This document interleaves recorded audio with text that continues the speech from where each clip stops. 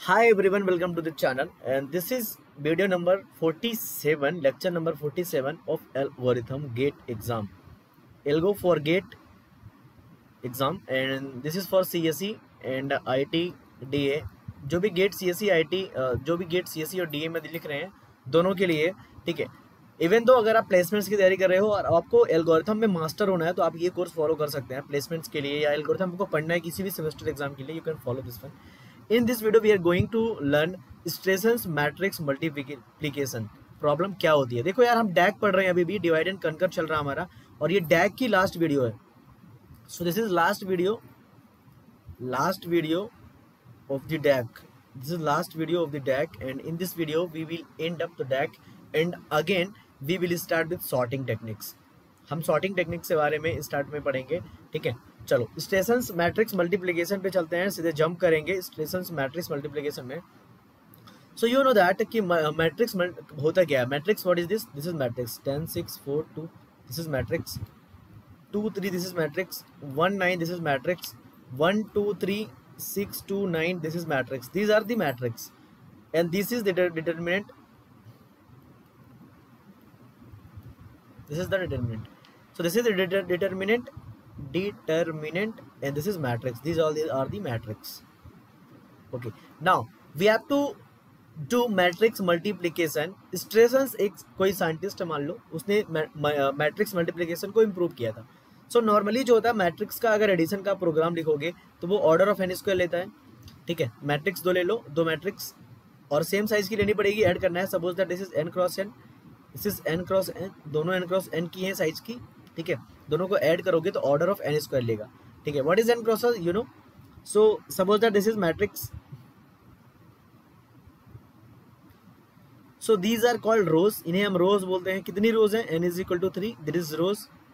And column इनको बोलते हैं, ये होते हैं कॉलम्स. कितने कॉलम है? 3. तो हमें नंबर ऑफ रोज और नंबर ऑफ कॉलम सेम अगर होंगे तभी हम अगर हमारे पास ये दोनों मैट्रिक्स सेम की होंगी, सेम साइज की, तो जो n क्रॉस n लिखा है ना, ये रो क्रॉस कॉलम लिखा होता है. So this is 3 cross 3. For this is 3 cross 3. So rows cross column हम लिखते हैं. This is basic thing that you should know if you are engineering student, तो आपको पता होना चाहिए. ओके. सो मैट्रिक्स का हम मल्टीप्लिकेशन करेंगे जब, तो नॉर्मल मैट्रिक्स का मल्टीप्लिकेशन होता है वो ऑर्डर ऑफ n क्यूब या थीटा ऑफ n स्क्वायर बोल सकते हो. थीटा ऑफ n स्क्वायर और ये थीटा ऑफ n क्यूब लेता है. Normal matrix multiplication theta of n square और थीटा ऑफ n क्यूब लेता है, ठीक है. नाउ विदाउट डैक ये होता है, विदाउट डैक. नाउ हम विद डैक करेंगे. अगर मैट्रिक्स मल्टीप्लिकेशन अगर विद डैक करते हैं तो कैसे करेंगे, let's see. So you know that matrix का मल्टीप्लिकेशन कैसे करते हैं. Suppose that we have a matrix A 2 3 6 9 and another matrix is B, that is 10 3 13 9 6. Okay, now we have to find A into B, and suppose that this is C. Okay, so what is C? C is A into B basically. So C is equal to, what is A? 2 3 6 9, and what is B? That is 10 13 9 6. Now how you will find C? C you will find like this.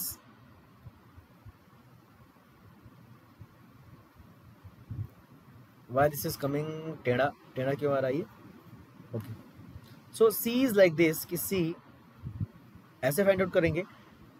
पहले वाले के रो को इसके column से multiply करते हैं, तो this is 2 into 10 plus 3 into 9.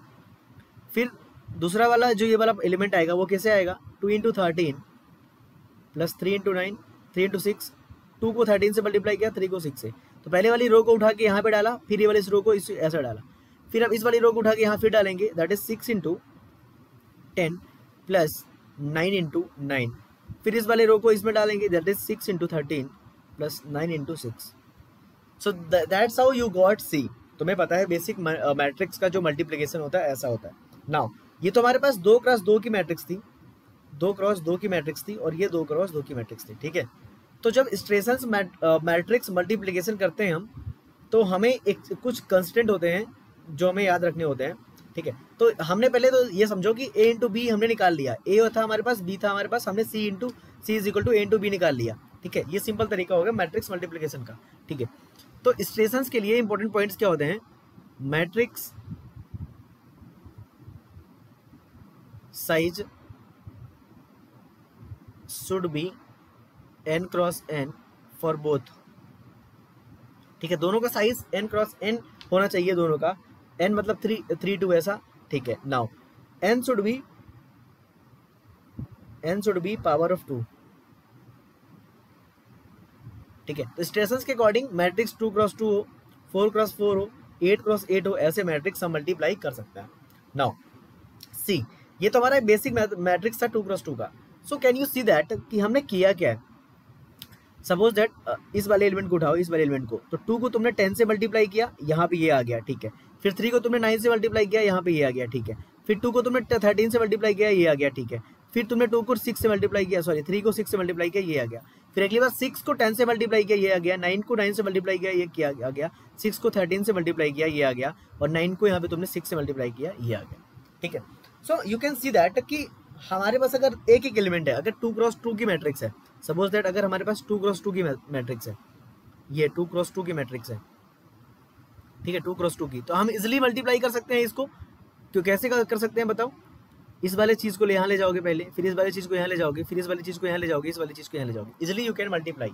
Suppose that matrix का साइज 8 क्रॉस 8 है, सपोज दैट 8 क्रॉस 8 है। ठीक है, सो 1 2 3 4 5 6 7 8, 1 2 3 4 5 6 7 8, 1 2 3 4 5 6 7 8, 1 2 3 4 5 6 7 8, 1 2 3 4 5 6 7 8। चलो 4 क्रॉस 4 ले लेते हैं। 8 क्रॉस 8 ले रहे हैं, 8 क्रॉस 8 ले लो, चलो कोई दिक्कत नहीं है। 8 क्रॉस 8 ज़्यादा समझ में आएगा। हमने 5 लिख लिया, 1 2 3 4 5 6 7 8, 1 2 3 4 5 6 7 8, 1 2 3 4 5 6 7, 1 2 3 4 5 6 7 8। ये हमारी 8 क्रॉस 8 की मैट्रिक्स हो गई। ठीक है, ठीक है, 8 क्रॉस 8 की। और यहाँ भी एक 8 क्रॉस 8 की सेम बना लेते हैं जल्दी से, इजिली समझ में आएगा आपको। 1 2 3 4 5 6 7 8, 1 2 3 4 5 6 7 8, 1 2 3 4 5 6 7 8, 1 2 3 4 5 6 7 8, 1 2 3 4 5 6 7 8, 1 2 3 4 5 6 7 8। सो 1 2 3 4 5 6 7 8। सपोज दैट ये हमारी 8 क्रॉस 8 की दो मैट्रिक्स है जिन्हें हमें मल्टीप्लाई करना है। Suppose that this is A, this is B. So now what you will do, करोगे क्या तुम?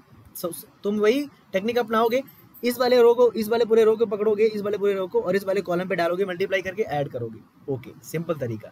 वेट, सिंपल तरीका क्या है? सिंपल तरीका ये कि मल्टीप्लाई कर लो। नाउ स्टेशंस ने बोला कि ऐसा मत करो ना, अब ऐसा काम करो, ये मैट्रिक्स तुम्हारी कितने की है? 4 क्रॉस 4 की है। ये मैट्रिक्स तुम्हारी कितने की? 4 क्रॉस 4 की है। तो इसको एक काम करो, ऐसे डिवाइड करो आधे पार्ट में। ठीक है, इसको आधे पार्ट में डिवाइड करो। Now this matrix is your 4 cross 4, this is 4 cross 4, this is 4 cross 4, this is 4 cross 4. Same you can divide that this matrix into two parts. यहाँ से 4 से डिवाइड किया, 4 से, this is 4 cross 4, this is 4 cross 4, this is 4 cross 4, this is 4 cross 4. तो हमने क्या किया, matrix को, हमारे साइज कितना था पहले? 8 था, n की वैल्यू कितनी थी? 8 थी। हमने उसको 4 क्रॉस 4 में लाए, हम उसको 4 क्रॉस 4 में लाए। Now you can solve this और दिस वन, इसको और इसको सॉल्व कर लो, इसको और इसको सॉल्व कर लो, इसको इसको सॉल्व कर लो, इसको इसको सॉल्व कर लो। समझे बात को या नहीं समझे? तो हमें मैट्रिक्स को क्या करना है, दो पार्ट में डिवाइड करते जाओ जब तक हमें 2 क्रॉस 2 का ना आ जाए या 1 क्रॉस 1 का ना आ जाए। समझ में आ गया? सपोज दैट ये मैट्रिक्स है तुम्हारा, इतना बड़ा मैट्रिक्स तुम्हारा, इतना बड़ा मैट्रिक्स था, तो इसको हमारे पास पहले n साइज का था, ये हमारा n साइज का, हमने इसको दो पार्ट में डिवाइड किया। ठीक है, तो ये तुम्हारा a है, ये मान लो b है। ठीक है, और इसका ये वाला पार्ट तुम्हारा मान लो हमने दो पार्ट में डिवाइड किया, इसका नाम मान लो a11 है, इसका नाम a12 है, इसका नाम a21 है, इसका नाम a22 है। सेम साइज के होंगे, हमने डिवाइड सेम पार्ट में किया है।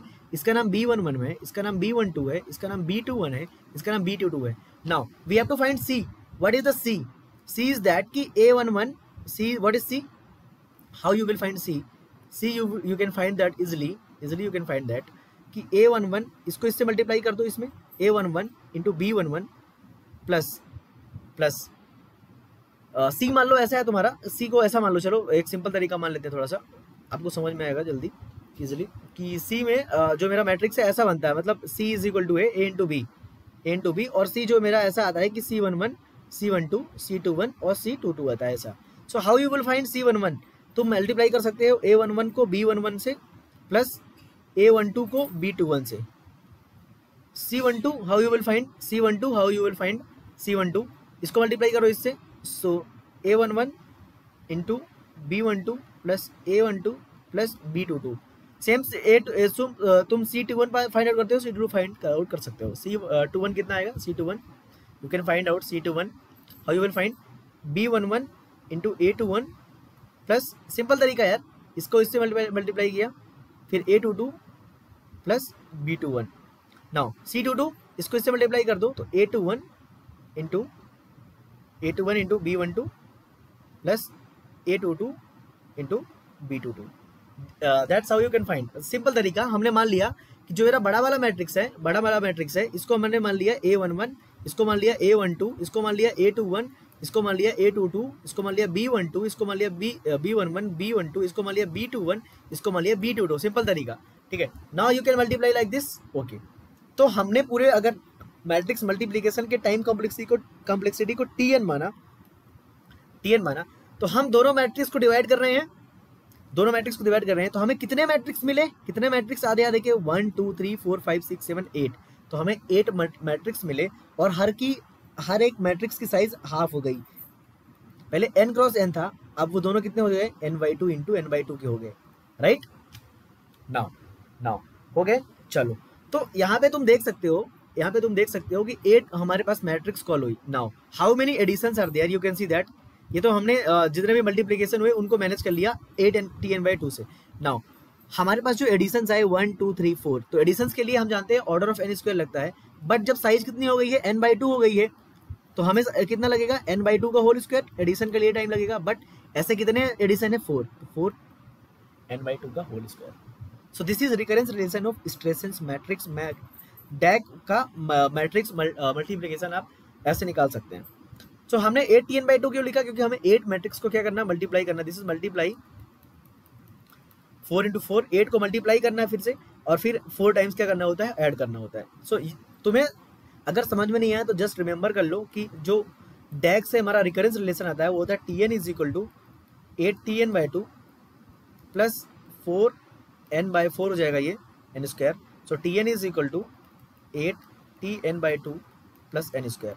So what is the recurrence relation for that Strassen's matrix multiplication का रिकरेंस रिलेशन क्या आया, with DAC that is Tn is equal to 8Tn/2 plus 4n/2 का होल स्क्वायर, ऐसे आता है, ये होता है। ना इसको सॉल्व कर लोगे तो Tn हो जाएगा 8Tn/2 plus 4n/4 n square. So Tn is equal to 8Tn/2 plus n square